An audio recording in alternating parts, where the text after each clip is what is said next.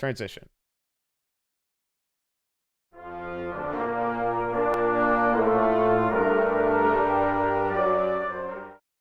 We totally didn't have to do a second take of this. Welcome to the NA podcast. The latest and the greatest is episode 15 coming right at you.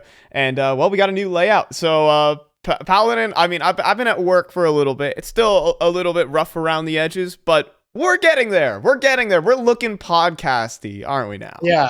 I mean, we got the cool animated flyover, not animated, the actual in-game flyovers for the maps. That's like what all the cool CS podcasts have. Your HLTV confirms all of the good stuff, and we got fancy new fonts. Like, what more can you want? Yeah, dude. I mean, I went in there. I got some lerps going down of the map of Ancient. I went into Adobe Premiere, hit him with the blur, the tints. oh, man. I felt like an artist that way. But we'll see if the show could be just as well. We got some art right in front of you though, because we have some of the I guess the news coming out from this weekend. So yeah, we're recording this on a Wednesday. Normally we're here on Tuesday nights, but we'll take what we can get.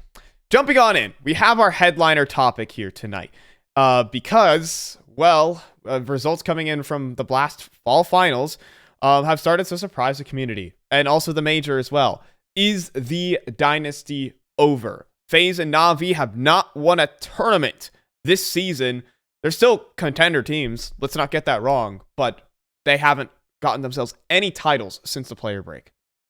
As far as NAVI is concerned, it definitely seems that their time is over. The SDY project has considerably failed beyond the one spring finals that they've won. It's a bit disappointing that it had to go down this way, but if you look, I mean, the writing was kind of already on the wall.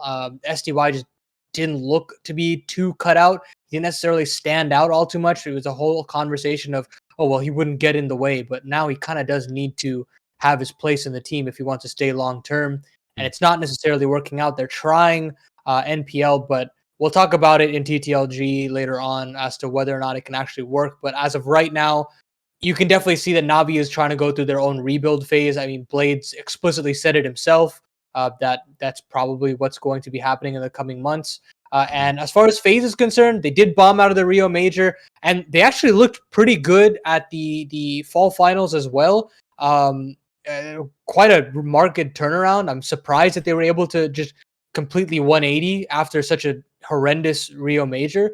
But the fact of the matter is right now is that we've got some teams that have really started to get their shit together. Like their chemistry. I mean, obviously, when I'm talking about I mean Heroic and Outsiders, both taking a title apiece. And it comes down to the kind of team synergy that they have, and the individuals across the board are all delivering in their respective roles.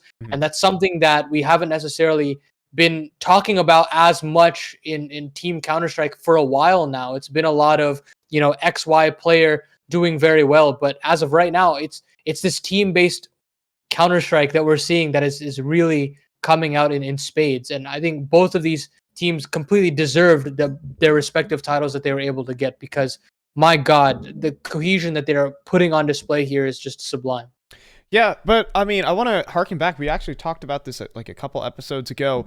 If for those longtime viewers who remember, we had this discussion of are we talking a huge era of Counter-Strike Global Offensive, right? Are we going to look back on this early period, of that dynasty, right? Of the FaZe, NAVI storylines, like how we look back on like, the VP days, or, NIP Fnatic, or, LG SK era type of deal. But I'm not sure it even lasted that long to even consider it that moment. It might have just been a blip on the radar. I mean, shit, the Astralis dynasty lasted 2.5 years. So of them just winning, I don't know how many A tier and above tournaments they won, but it had to have been something obscene. I'm not sure we can even look back on this dynasty in that way. I think with the firm hand, this dynasty is over, and it wasn't really an era in Counter-Strike. I'm not sure. I'm just going to go out there and make that statement. What is your take on that? Yeah, I definitely agree. It sucks because we were poised to have maybe an entire year of this dominance between these two teams. And it would have been a very unique one in CS, where you had this back and forth between two squads that would bring the best out of each other and provide some of the best games Counter-Strike has ever seen. I mean, we had so many different opportunities for us to get the kind of finals that we wanted out of this rivalry, but it wasn't to be. And now we have, I mean, it's not necessarily household names out in front right now, but they soon will be, as far as kind of the tactics that they've brought forward, the individuals and how they approach the game are concerned, and just kind of revolutionizing Counter-Strike bit by bit. It's not going to be this holistic big change out the gates, but slowly and surely you are seeing that there is this shift in how we kind of approach CS.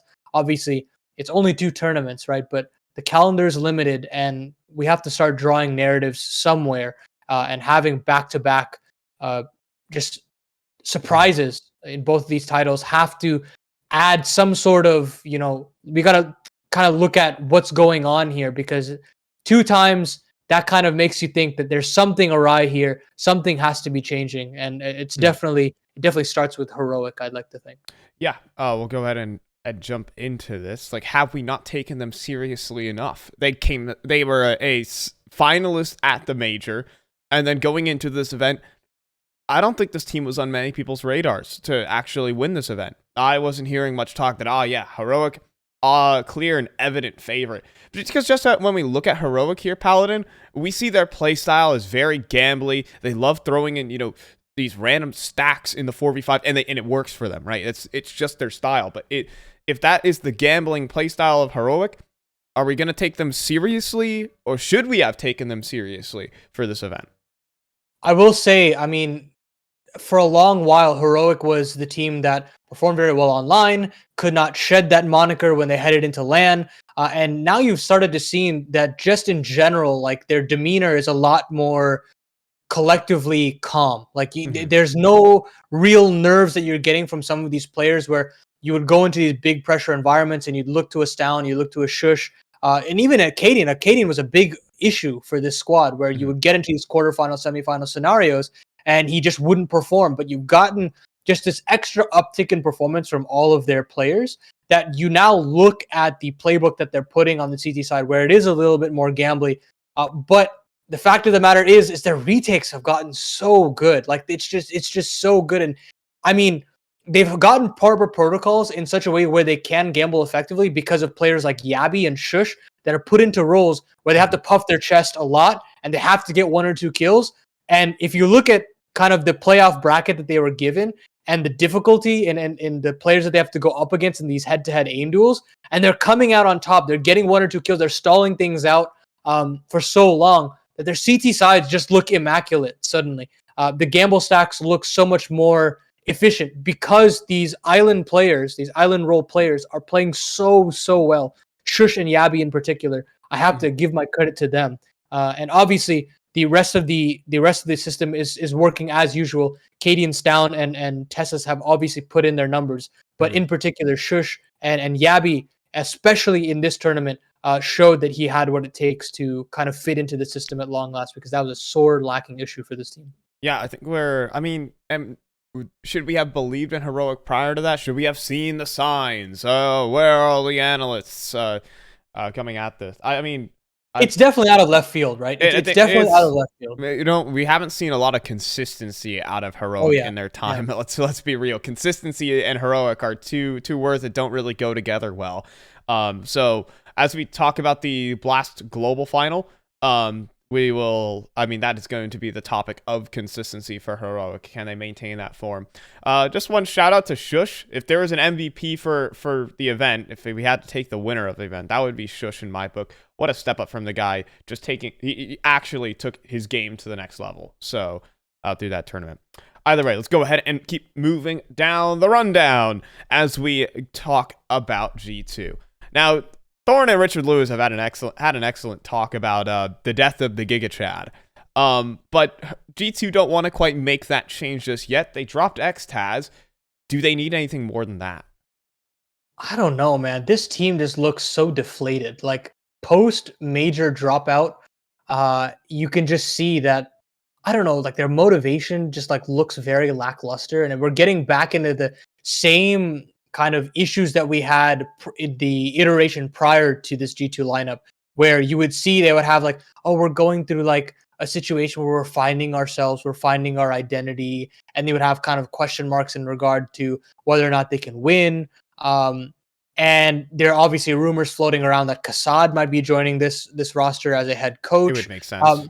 Which I honestly would really like. I think the guy is very down to earth. He tells it as it is. He's got good synergy with Nico and Hunter in the sense that he knows them. But at the same time, I think that he's one of those coaches that would definitely not put up with any bullshit and kind of put them in their place straight out of the gates. That are we really going back to the topic that we need an IGL to tell Nico to shut up? I mean, I don't even think Nico's the problem at this point. I think it's very much like this 5-man unit, this core just feels dysfunctional. Like it just doesn't feel like they're all on the same page. And they're still, I mean, you look at the results, they're losing to Liquid, they're losing to Heroic eventual champions. Liquid, obviously, top 5, top 6, top 7-ish. No, I think they're. I mean, I would say they're consistently a top 5 team in the world right now. Right, and that obviously makes sense. G2 didn't have any iterations of officials to play in recency, so you can say you can make arguments for sure. But in the server, out of the server, the kind of body language that I'm seeing isn't necessarily giving me the most sort of confidence that they themselves believe in the lineup to win. We obviously have statements of Nico saying that, if we played on a different day, we would have actually 2-0'd Liquid. That's all bullshit. And at the end of the day, if you can't actually deliver in the server, and frankly, it hasn't been converting as much, and I'm just not seeing enough output from the players that I need to see output from, and I'm just not sold on the IGLing of Fuxi. I'm not. It's serviceable for sure, but it's not title contending, and that's what this roster is built for. It's built to win championships, and they made these changes because they were getting finals appearances and not titles. They haven't won a tournament this year. Fine, that's just a big issue for a tenured organization such as G2. They haven't won a tournament since 2017, my guy. Right. I mean, I didn't want to make it sound worse than it was, but you're right. They haven't won a tournament since 2017, and that's a glaring issue in and of itself. I mean, the one person I would see making having a change is I have not been convinced at all by JKS's play in the last year. His time on complexity, I mean, he'd have a good game. I mean, he has a good game here and there, but here and there is not what you need to be the world's best. If there was anyone to poach, I'd be poaching Shush right this instant, but I'm not sure how much more money G2 want to fork over for that. But right now, Shush is by far and away the better anchor player than what JKS is doing right now. But also just pretty different stylistically. But I'm just not sure. If there's a change to be made, it'd be JKS, but I'm not even sure there is a change to be made just yet. This global final and heading into the player break will be G2's last opportunity to talk things over. Let's go into our last topic here in the rundown, where I know the highlights of this month have really been Device returning back to competitive play. But realistically here, Paladin, should we care? Will it make a difference? We can get his face off the milk cartons now, that's for sure, because he's back. I mean, I'm happy that he's back. He's back in a very low stakes affair. People are talking about why is he showing up at this CCT and not Elisa? And I just think that if Elisa went poorly, which there is a very high possibility that it could have, that it would have been his first just matches back. Losing to some random tier 2 team in a CCT honestly isn't the worst thing in the world. You sure? You sure? It has happened to a myriad of top teams that go on to perform well at LANs.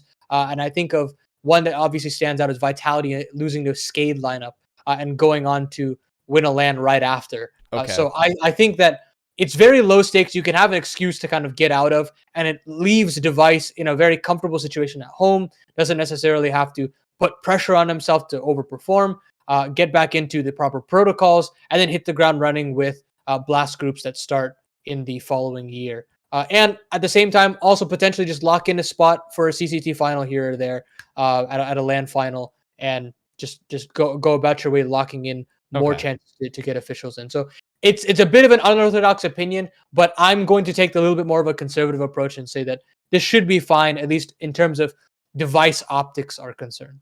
Well, have you forgotten the Los Cogutos incident, Paladin? All right. Yeah. All right. I'm not sure Astralis won another one of those incidents. I'm gonna be honest. I think they're putting him in a lower stakes tournament so they can farm the teams rather than having another incident. with that, and I mean, it could happen. I actually do want to take a look at the teams list. Maybe we take a look into that when it come towards the end of this end of the podcast. But which teams they're potentially going to be facing off against. I mean, there's a chance that, I don't know, some Bulgarian team like the 500 guys can come through and pull a rip and upset. Like they did 16-1 Astralis at the Expo. Like, I wouldn't be surprised if 500 were in this tournament or at least invited and then show up and do some damage. I don't know. That's going to go ahead and bring us to the bell, however. So, well, what are we going to head into next? Of course, it's the best region here, Paladin. I am excited to talk about Liquid because we have to talk about Liquid again. That was the most unexcited voice ever. I promise you. I'm so excited to talk about Liquid. Yeah, woo! But I love Liquid. Can Liquid be a title contender? I mean, it's a conversation that we've had a number of times on the show, but it's like the boy who cried wolf. We're saying it after every tournament. Can they be a title contender? Can they be a title contender? We get a bigger sample size as time goes on, right? We get more of an understanding as to how this team approaches the game, how this team, like, what their pitfalls potentially are. And a big conversation that was brought up previously is that Nitro just isn't performing in terms of statistics. And that, I think, as far as his impact rating goes, it was like below Hooksie's. And we all know how lovely GigaChad Hooksie's impact numbers are. So it was obviously a cause for concern, right? So in this tournament, in fall finals, I thought he performed very, very well. He had some very impactful clutches. I believe against NAVI, he dropped a 30 bomb. That was a fantastic thing to watch. And they played, I think they played up to their level at this tournament. And it allowed them to, I mean, the match that eliminated them was to the eventual champions of Heroic in the semifinals. And I think that semifinals is about where I would have capped Liquid as far as this tournament is concerned. For sure. In the World Finals, I mean, look, they are one of the safest teams to bet on if you had to look at the field, because you know what you're going to get out of them. That and maybe outsiders. But title contender, it's like I'm always very scared to make that extra jump to saying that they just win a title, because I don't know what it is, but I just feel like they're missing just a little something. Like it's maybe 5-10% out of a Liege, 5-10% out of OC, something like that to kind of, I mean, honestly, I'd say just 10% outright from a Liege, perhaps, because he's been kind of Liege is not quite going GOAT right now. Consistency out of outsiders. We've only seen one tournament from them.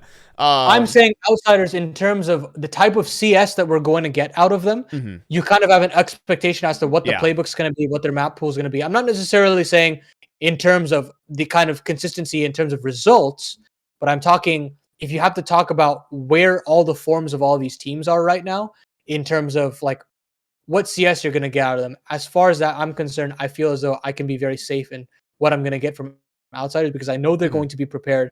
I know that some of these individuals will not go missing, unlike on some rosters where there is a possibility that something like that goes awry. Yeah, they're in the lab for sure. As well as I said it prior to the major when I picked them for my 3-0 pick in the challenger stage. But they play emotionless Counter-Strike. They don't let any of the stakes get to them. At least, I mean, you can see they're just an ice cold team. So that's, I think, one of their biggest strengths when it comes down to these big tournaments. And if they come prepared, which, I mean, I think they will, since they don't have any film in these last couple of weeks. They've had a big break since the major. That is the perfect time to come up with something new and a better look. But I think there's also just going to be, people are going to expect some more different style, a different style of Counter-Strike from this team as well. It is a different outsiders that we are looking at, considering maybe go back 6 months and it was still, it still was Jame time. But now Jame be going for clutches and all that good stuff, and they do take more risks. And that is something to look out for. Anyways, this is all blast. We're in the best region. We're talking about this, international competition. What the hell are we on? Let's go ahead and head into some more NA news. Have EG jumped the gun? Recently, EG Black have booted out Chop, and they are trialing various different members. And EG White have removed DJ. Is this too early into the lifespan of these academy projects? Have both of these players gotten the full weight of the EG organization, or are are they due for a change? I think it's unlucky that these moves had to happen to these players, because I think that they definitely do need more time to play underneath some of these coaching staff and Mhm. this environment of a tenured NA organization. But at the same time, if you want to talk just cold hard results, both of these teams were pretty middling in what they were actually able to output this year. I mean, EG White was able to qualify for Melbourne, but they severely disappointed in that regard when they got knocked out by Wings Up. I mean, credit to them, but it was straight up aim duels that they were losing, and that cannot be happening. And tactically, they just looked really frazzled. They just looked very frazzled at their lands, and that was a huge issue to me. I think that in general, I want a change up for both of these squads. And so far for EG Black, it's been very well. Wiz's numbers are through the roof. He's looking as comfortable as ever. Obviously, Stanislaw and Walco, even Walco looks a little bit more rejuvenated, which is obviously very exciting. And as far as EG White is concerned, I just think they need a change of pace. And obviously, we'll see how deep they go at CCTNA. That should be a comfortable win for them, unless seen otherwise. Mhm. But I think a change was needed for both squads. I know that might be a little bit. Yeah. I know a lot of people are very quick to say that DJ should not have been cut from this squad. What I will say though is that EG Black right now are playing some insanely good Counter Strike. Just these last couple of days, their ECL matches have been incredible. Wiz is a massive performer for EG Black, and he's definitely turned it around. The systems that they have definitely changed the players. So I mean, you could probably say at this point, like Wiz has definitely benefited from this entire project. Certainly. Biggest beneficiary out of all the players who have made it through, and made it through to be signed up by EG. So maybe you could say, okay, well, this player has found it, this player hasn't. How about we trial someone else? And they were targeting George for a split second, but I don't think he was on their ESEA roster, so they couldn't actually use him this season. Either way, we do have one last topic. I'll let this run over the bell because I kept this segment pretty short because we got limited topics to talk about. But recent results have not been good for MIBR. We had so much hype for them going into the major. They had a good run. CTT, where are they now?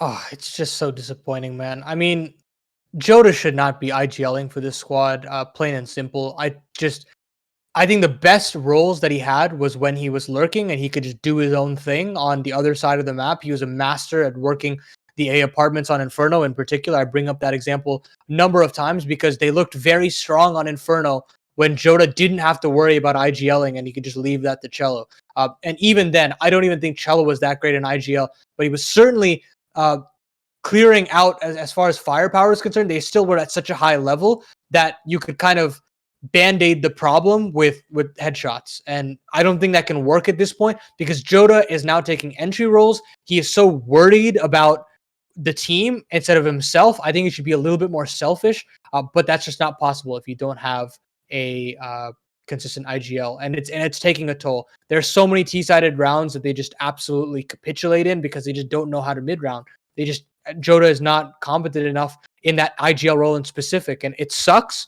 It's harsh, but I think that he could just be. I think this entire organization could be served much better if they could find themselves in IGL. I still think that they've got a very good core in terms of firepower. Well, that's going to do it here for the best region segment, from the new layout, of course. But now we move on in to NA and EU.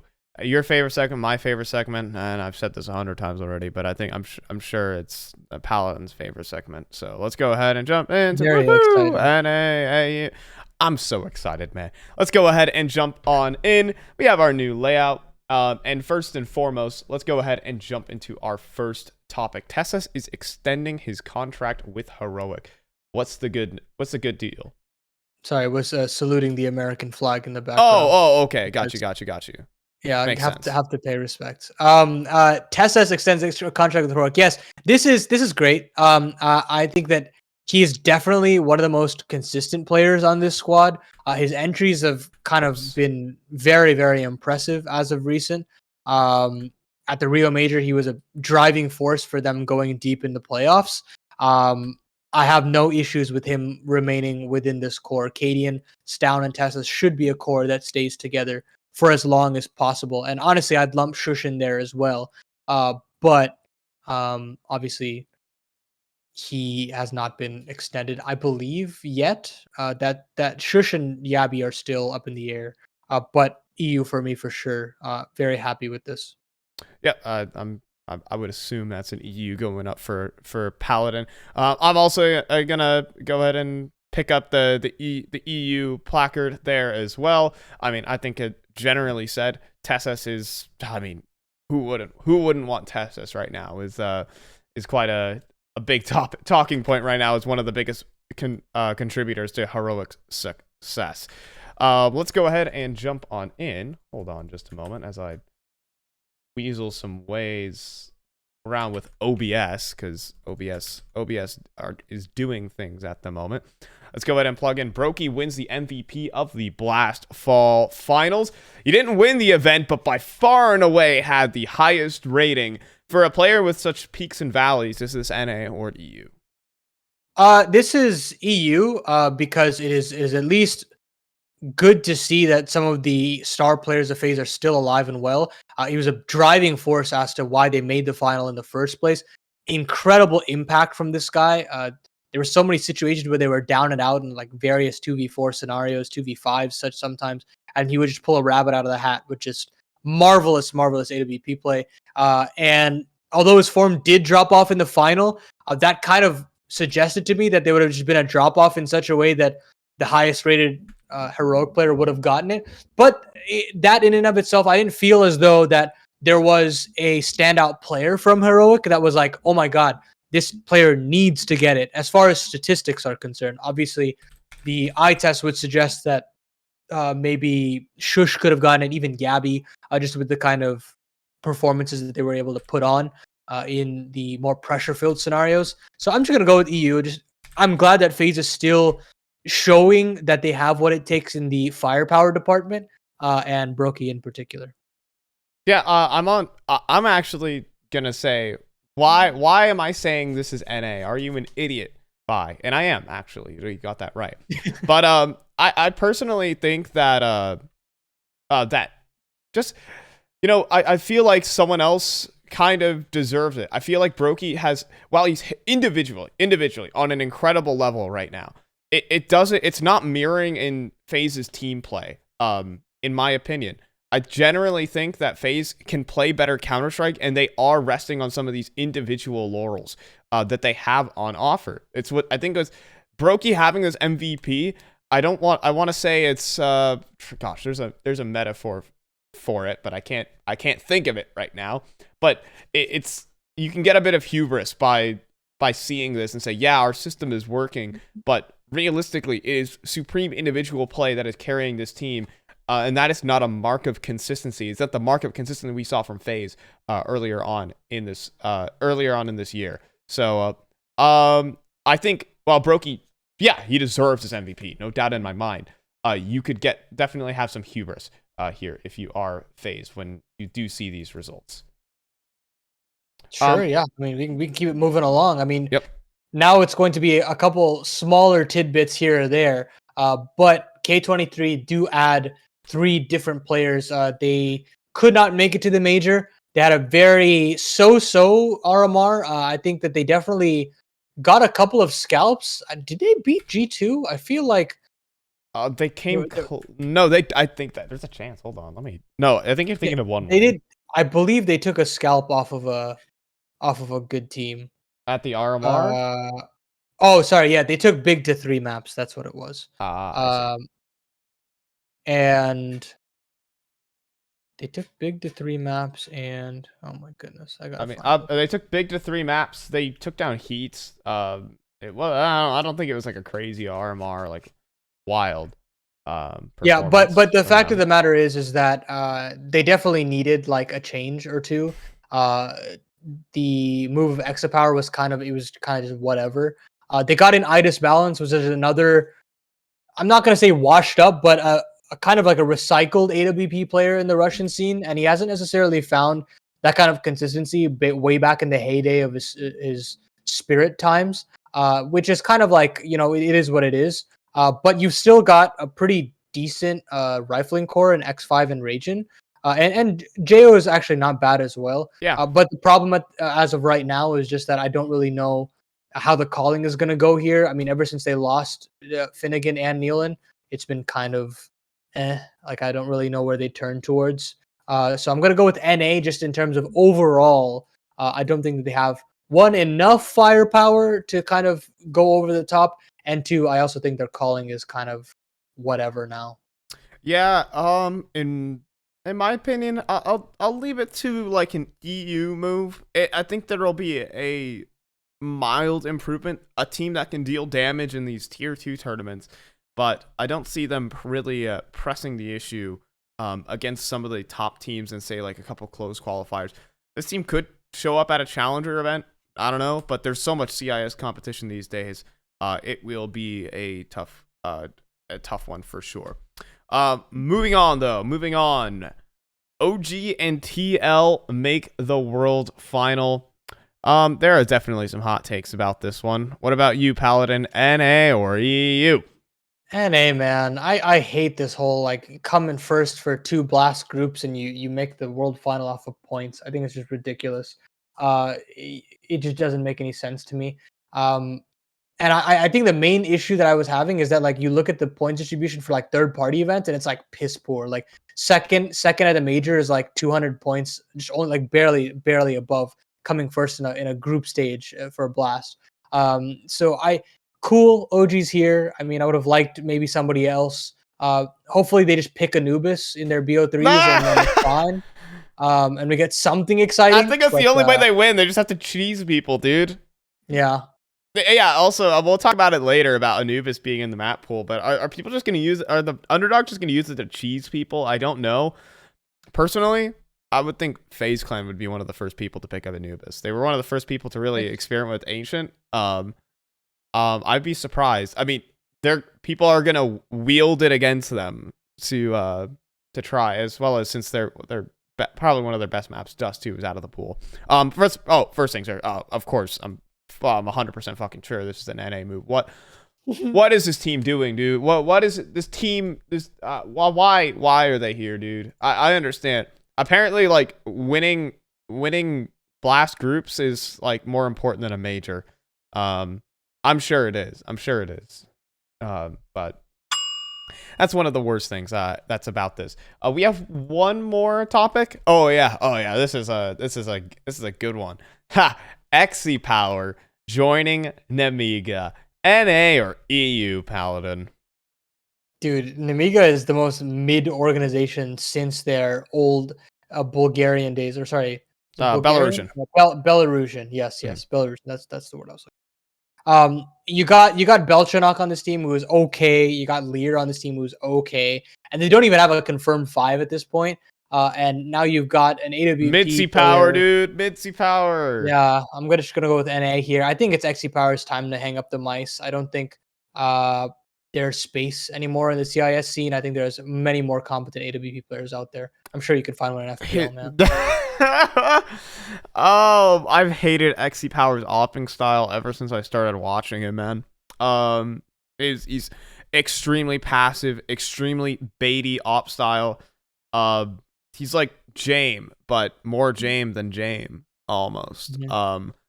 He hits a cool highlight here and there that, makes the HLTV forum posters believe a little bit more.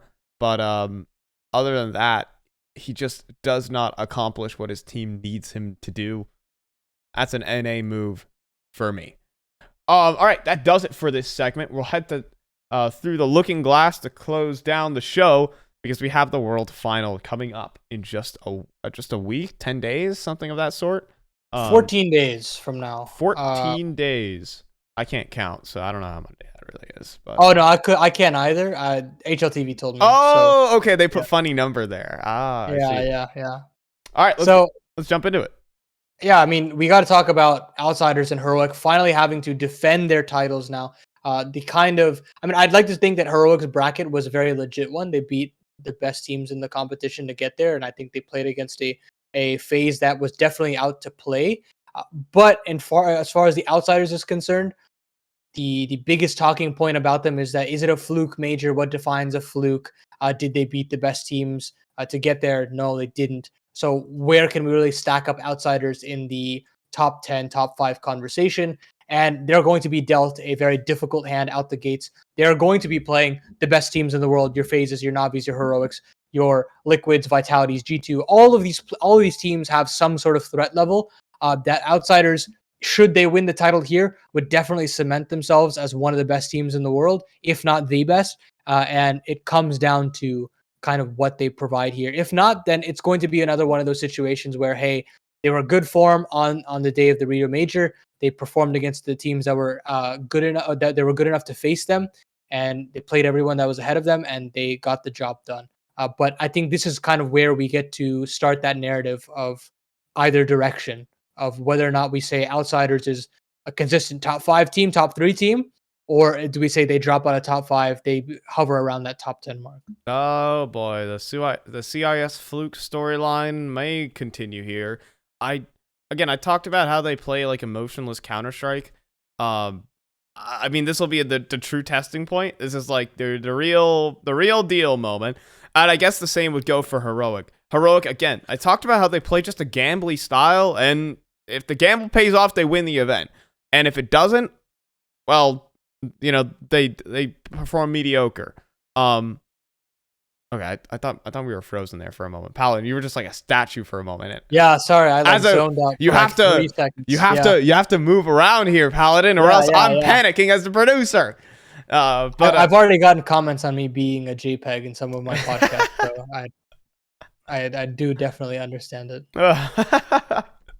But like for the Heroic on their stance, they play gambly Counter-Strike. Can this style actually work?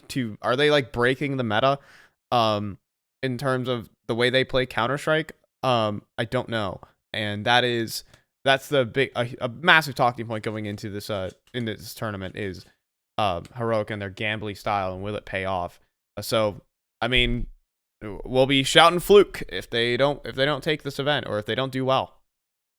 Yeah, you have an expectation here that both of these teams need to go deep to keep up that conversation, that this very heavy team-oriented style of game is going to be one that is here to stay. And if you're a team manager out there for an organization, you start to have that conversation with yourself that, look, maybe we need to start pivoting to way more role-oriented Counter-Strike and get best in role, and really start to hone in on players like Shush, players like Perfecto, across various lineups and slot things in there, rather than trying to fill in something like a JKS, who statistically might have been a great player, but fundamentally can't slot into a very supportive element on a team like G2, perhaps. So there are definite ramifications with how Heroic and outsiders perform at this tournament, with how some of these international rosters are going to handle things heading into 2023. I mean, there's so many teams that actually like play Dust 2 in this event as well. Like outsiders, a Dust 2 team. Heroic are not a Dust 2 team. I'll say that is their perma, I believe.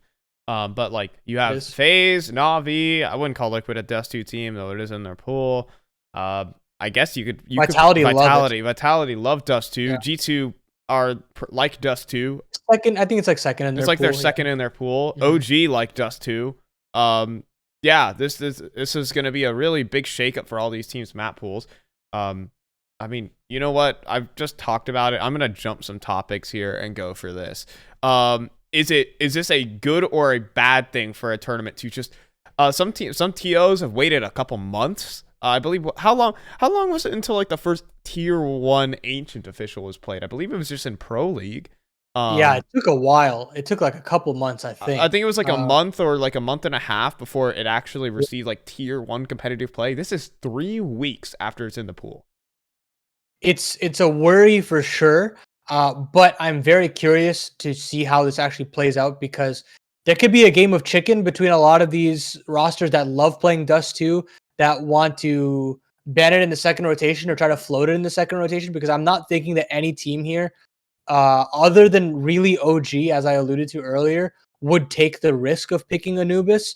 Even then, I just feel like the mentality of OG, Yeah, I could see it very much appearing in a lot of deciders where just teams just play chicken back and forth and nobody actually calls the bluff and it just goes through at the end of the rotation and people just see where the coin flip lands. And now whether or not it's actually going to result in proper wins, I don't know, because I think there was a couple interviews with just heroic members of like of talking about the world final. They're like, "Hey, what do you guys think about Anubis?" They're like, "Oh, we haven't even looked at it yet." And I'm like, "Guys, there's like 2 to 3 weeks left." So I think that's kind of the approach with a lot of these teams that went deep at fall finals.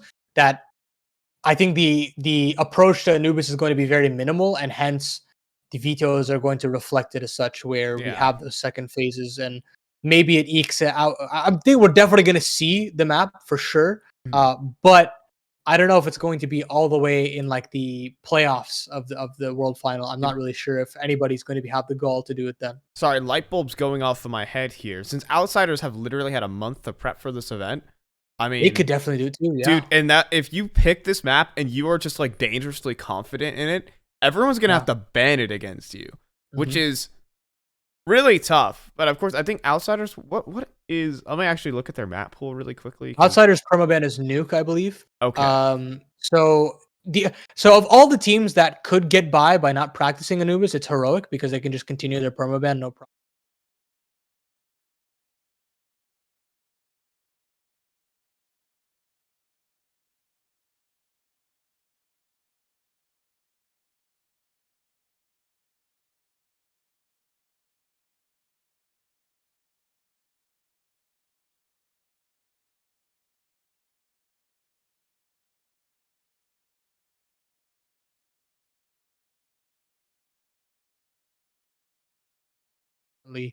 Benefit, but I don't see Vitality going towards an Anubis, especially after losing such a priority pick like Dust 2. I mean, this tournament's just gonna be fun. All right, tournament's Yeah. this tournament. What is it? $1 million prize pool as well. It's gonna be fun. For darn sure. So I'm totally looking forward to the Anubis gameplay. We still have a couple more things to talk about here for the global final. Nipple. Can you help Navi? I was talking about this a little bit with some of my other friends, and they were basically talking about how it doesn't feel as though that the experience is going to uh, be a plenty on this roster. I think that there needs to be more experience and not less. I don't think there's a reason for them to go younger right now. I don't think firepower is an issue. I think role playing is the issue, and SDY just wasn't cut out for it. There were so many situations throughout the Furia quarterfinal that I think of in particular where he was an A-side anchor and he just couldn't get the job done. And he was just getting overwhelmed situation after situation. And that's obviously boiled over to how Simple has been approaching the game, being very frustrated with his teammate. And you need a very solid rock emotionally and in the game as well. And so you definitely have options. I think that you could pick somebody like a Hobbit from C9 that would instantly slot into the roles of Navi. But at the same time, they want to test this academy thing out again. They got very lucky with how Bit performed out the gates. And obviously, I believe it's like a map-to-map thing, very similar to how they rolled in Bit onto the roster. And they're going to try to do it with Nipple as well. But I'm not sold on it. I don't think he was kind of everything that they needed when I saw him in the academy stages. But then again, Bit wasn't either. So maybe they're seeing something that we don't. Time will tell. Yeah, there's been some talk about how he isn't quite prepared to push. He's not played a single LAN, right? Yeah, he's not played a single LAN tournament, and his first one is a $1 million prize pool event. With the best, the best CIS team in maybe ever. Is that actually the statement? Yeah, I would say Navi. I mean, some iteration of this lineup is probably the best CIS team ever. To play. That's actually something that's only just kind of crossed my mind. You could argue it. Yeah. But I mean, it's like there's immense pressure. There's tons of eyes on him. I'm sure he's been, preparing out of his mind to play for this tournament. Certainly. Like he's not just coming in like, oh, I'm just gonna bumble in here. It's like, oh, I'm just the new boy on the block. I mean, there's a lot of pressure for the kid. And Simple is always looking for teammates that are reliable that he can fall back on. But this is probably not the replacement for Sum Da Young. I mean, it doesn't solve the issue of Sum Da Young, who wasn't really the reliable player to fall back on. So I think it's not really fitting the missing piece here for Na'Vi. This is going to be another move that just takes some time. Definitely. I think that they're going to have to go through this gestating period. Now's a great time. I mean, honestly, the World Final is like the best stage to do it if you had to pick a tournament other than the Blast groups, because you can actually sub in during maps, and I'm sure they have a game plan as to which maps they want to pick for him. And I'm very curious to see which ones they've picked out in particular. Maybe more puggier maps like a Mirage. Maybe even test something out like an Anubis since it's newer into the pool. But I'm very curious to see what they actually go about, like which maps they actually pick out in specific for him. Yeah, I mean that'll always be the statement. Bring back 6-man lineup. That was kind of cool. But it was fun. It was fun. Man, Masuda and Navera was that was actually that was actually like a really cool dynamic, and it like worked for a little bit as well. Anyways, now to the last one here in Through the Looking Glass. Vitality G2. Are they supposed to do something here? I can see G2 taking a scalp or two. But if I had to hedge my bets on one of the two international teams, I'd still lean Vitality.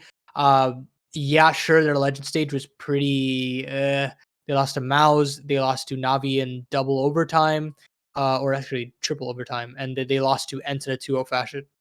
And Ent didn't actually qualify for top 8, so it was kind of just all a flash in the pan.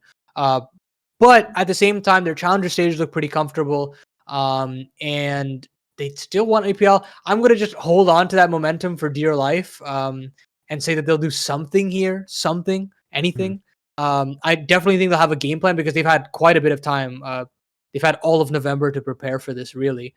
So I have an expectation that they'll show something of worth here, that at least their playbook would at least be a little bit more fresh out the gates. They don't have Dust 2 to rely upon as a crutch. That was one map that they loved picking into repetitively, but that's not to be at this point. So I'm very interested to see where they lean in terms of what their first pick's going to be this time around. And so as we do hit the bell, I'll give my take on this. I think G2 are kind of maybe at the last legs of their lineup. I talked about it earlier in the podcast already, but this is their chance. This is their moment that they do have to prove to say this lineup can work. Or else I think we might see another sweeping change. Right now, only their coach, Swanee, who's their assistant coach, is coaching for them right now. So they're not actually running with a full coaching staff. So maybe, I don't know, some pressure off. But, I mean, this is kind of the moment where you kind of have to say, this season was not a success for G2 at all. While they did have their moments, they had some really interesting games.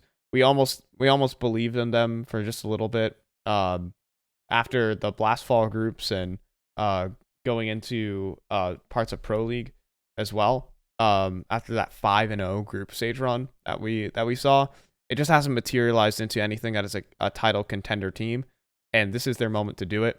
Vitality, on the other hand, their season's already been a success. They've won Pro League. They did at the major. I mean, a bit of a surprise to see them exit the major, but I don't think it's anything too concerning. So now you get to play this one out. They didn't get to play at the final, fall final, unless I have big amnesia, but I don't think Zywoo was present at the fall final. They did not. They did not play the fall final. They lost in the showdown, right? Yeah, they lost in the showdown. They had lost to the showdown to Heroic. So Astralis, or they lost to Astralis. Actually. Yeah, they actually lost to freaking Astralis. But I mean, it would be very nice for Vitality just to cap it off with a strong win, but the pressure isn't really on them. It's very much on G2 for them to perform and for them to really say something in this event. Yeah, they've shown improvement in terms of how to play in an international lineup, but time is running out. We have an expectation for them to perform here. If that goes awry, maybe you can start considering changes, but I'd probably hold out. For majority of these squads that are kind of in flux, I'd hold off till either after World Final or before Kato. I'm not really sure where I kind of lean so far. Yeah. But Yeah, I think I'd wait. Well, folks, that's gonna do it here for the initial episodes of our kind of a little rebrand or little revamp that we got going down here on the NA podcast. But things are gonna keep brightening up. I'll start fixing up some of the little issues, add more stuff to fill in. But we got our skeleton running up. That's kind of scary image. Ooh, the skeleton's running. But we have our initial podcast. That's been episode 15. Any final words before we check this one out, as we've just passed the 50-minute mark? Yeah, we have a little bit more to go with the time in between now and World Finals, 2 weeks. Yep. I will probably be back. I'm not necessarily sure what our plan's going to be just yet. Yeah. But we're going to reevaluate. We're still going to keep developing this, and then in the player break, we have some good ideas gestating for the podcast as well. For sure. So keep an eye out. We're continuing to improve. Again, it's a journey with you guys, the viewers, and I hope you guys continue alongside us. Oh yeah, now time to do my classic trademark exit, do, finish, whatever. Thank you guys so much for watching. This has been episode 15 of the NA podcast. We'll be back on Tuesday or Wednesday nights, whenever we feel like it, damn it. But anyways, thank you guys so much for watching, and peace out.